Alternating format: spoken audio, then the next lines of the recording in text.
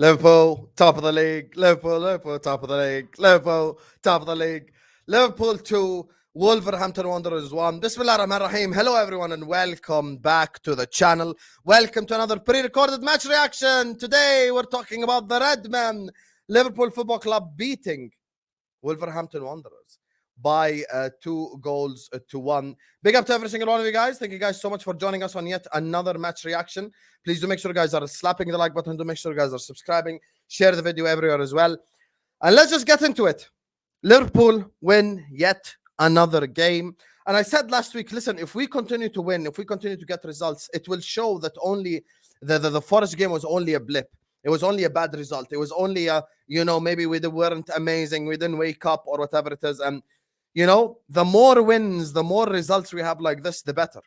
And, there's a lot of positives to talk about today. Couple of negatives as well we have to address, which is Szoboszlai and other things. But first of all, I want to start off with one player and one player only, and that's Trent Alexander-Arnold. The reason why I've decided to start with Trent is a lot of people 3-4 years ago, even 2 years ago, had the same exact conversation over and over and over again. I want my right back to defend. I want my right back to tackle. The right back's primary job in football is to be a defender. I mean, a right back is considered a defender first and foremost. Blah, blah, blah. It was mostly Chelsea fans, to be fair. Blah, blah, blah. And now Rhys James is with the nurse the whole time. Blah, blah, blah, blah. Trent Alexander-Arnold has taken those he can't defend comments personally. Trent is now defending at an absolutely incredible level. And today he did that once again. Regardless who they threw at him, Cunha, Hwang Hee-chan when he came on, whoever played down that side, Trent was able to occupy and to just defend and tackle and intercept and do everything he had to do from a defensive perspective, which he's improving on step by step by step. He's getting better. He's improving. He's elevating his game. And that's what you want to see. This is exactly what we want more of. And, he's doing it week in, week out. And speaking of elevating and becoming better, my man of the match, Ibrahim Konate. I know what you're going to say. Husam, he made the mistake when we considered the goal. You're correct. I think that goal is more on Konate than it is on Alisson. That's my honest opinion. I think that goal, if I were to say, okay, who's to blame more? Because it's probably a miscommunication. Maybe you blame Alisson a little bit. You blame Konate a little bit. But if you want me to be completely honest, I think that goal is a bit more on Konate. However, the other 90 minutes, other than that one specific moment, Konate was incredible. Konate was incredible in all the game except one moment. Of course, he cost us a goal. He scored one, to be fair. So he opened up the goal scoring for us.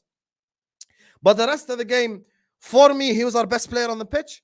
Once again, down that right-hand side, just defending, helping in the channels, stopping Cunha, tackling here, tackling there, interception, just smart play. And even you could tell even his ball-playing skills has improved as well, which is maybe one of the things that you would have said puts Konate above Kwanzaa above Konate in the conversation in terms of like, sorry, Kwanzaa's a better ball-playing centre-back, but right now Konate is closing in that gap a little bit. He's not as good as Kwanzaa when it comes to ball-playing, but obviously as a defender, an old-school defender, a prototypical defender, he's just there. From the first half, from the beginning, tackle, intercept, all of that stuff. Now, before I expand onto other players and talk about negatives, I just want to talk about the first 20 minutes. That first 20 minutes, that first 30 minutes, if you would like, Liverpool Football Club were not playing the type of football that we like to play.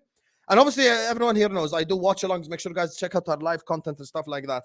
Listen, I said it on the watch-along. The solution every time is not bring on someone and take off someone and all of a sudden you're going to become a lot better. Football doesn't work this way, you guys. Football doesn't work. Oh my God, Mo Salah's thinking off the pitch. Take him off, bring X on, and we're going to look so much better. That wasn't the case because the first 20, 30 minutes, Liverpool Football Club we were not even playing our own style of football. We weren't even playing our own brand of football. We were allowing Wolves to dictate how we played, And that's the thing for me. Like, it wasn't a matter of, take Mo Salah off, take Trent off, take Szoboszlai off, whatever it is. That's not the problem. The problem is we just weren't playing our style of football. And when we woke up, decided to play our brand of football, we created 2-3 chances in a row. And obviously we scored from the Konate goal, which I'll be speaking on in a second. So The solution, guys, every time you're watching a game of football for Liverpool can't be bring on Chiesa, bring on Gakpo, bring on Diaz, bring on Nunez, bring on Szoboszlai, bring on Curtis Jones, blah, blah.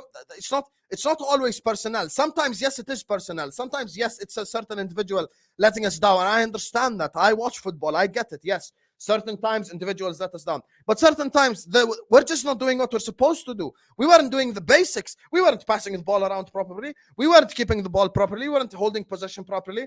We're kind of giving the ball to Wolves way too quickly as soon as we get it. So for me, that was the bigger problem. And as soon as we got that together and everything seemed to click, we woke up. Obviously, we scored the goal. And after we scored the goal, it was utter domination.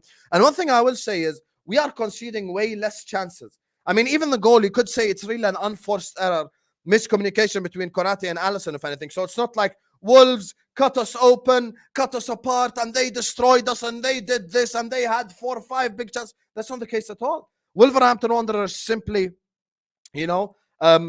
pounced, if you would like, on the Konate Alisson miscommunication and scored a goal. So that has nothing to do with any of that. And speaking of, negatives a little bit as well, Szoboszlai.